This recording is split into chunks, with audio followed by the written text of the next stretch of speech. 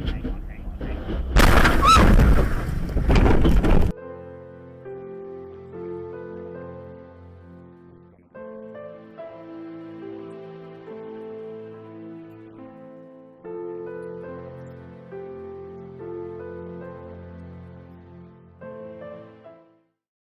we are live at the 360 Vegas studios with Trooper Talk with Trooper Smacka and Trooper Wellman. Thank you very much for coming. We have some very important topics. Let's get right to it. We're in the summer now.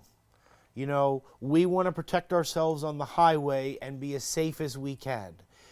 When it comes to impaired driving, what is the legal limit in Nevada, and can you get in trouble for being below as well? Yes, so the legal limit is .08, but everyone's tolerance is different. So if you cannot safely operate your motor vehicle and maybe you only had one drink, but your tolerance is different from others, you should not be driving. That's going to be the responsibility of you to determine that.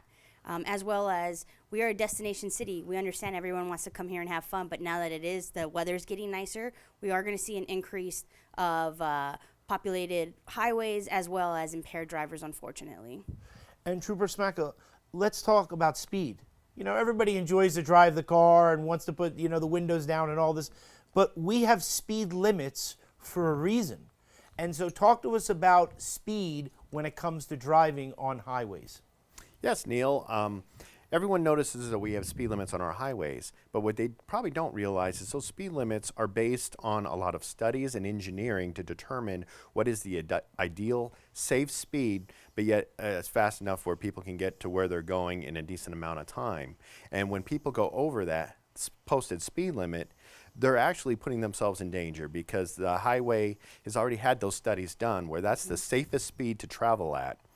And we've seen a big problem with it recently, especially when we had the lockdowns due to the pandemic. There was a lot of people staying home, not a lot of cars on the roadway. So we had a lot of really fast speeds. And when we got speeds, I'm talking 120 miles an hour, there's no reason ever to drive that speed. If you get into a crash or if you have a blowout on your tire going 120 miles an hour, somebody's going to lose their life, plain and simple. And people can die. Yes. People will die. Yes. People will die. Yes. Let's talk about impaired driving, right? People will die if we do not control impaired driving.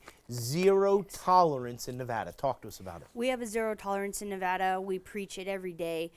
We even have a designated strike team just designated to enforce impaired drivers.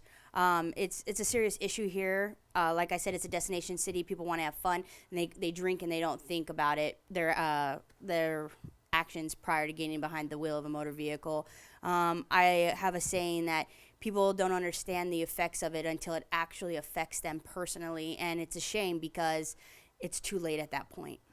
And we live in the state where marijuana is legal, so someone can be impaired driving for marijuana as well as alcohol. Is that right? Absolutely. We have seen an increase as well with the marijuana just because it's legal now in Nevada. And so, Trooper Smacka, if someone dies, someone is not sitting at the dinner table, or someone is losing a family member or a brother or a sister, how do we help?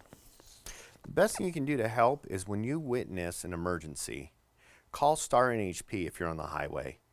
And I know we've been preaching that you shouldn't be driving while having your cell phone. But if you witness an emergency, you're exempt from the cell phone law if you're reporting an emergency. And we ask you to please do that. If you see someone driving and putting some other people's lives in danger, please call us and we will come out immediately. And talk to us about the move over law. We recently had a tragedy here because of a tow truck driver.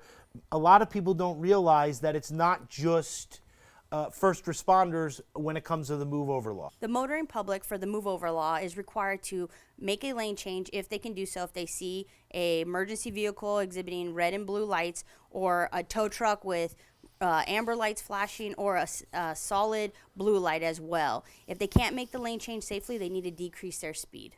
Trooper Wellman, Trooper Smacka, thank you very much for coming, and let's save lives together. Yes.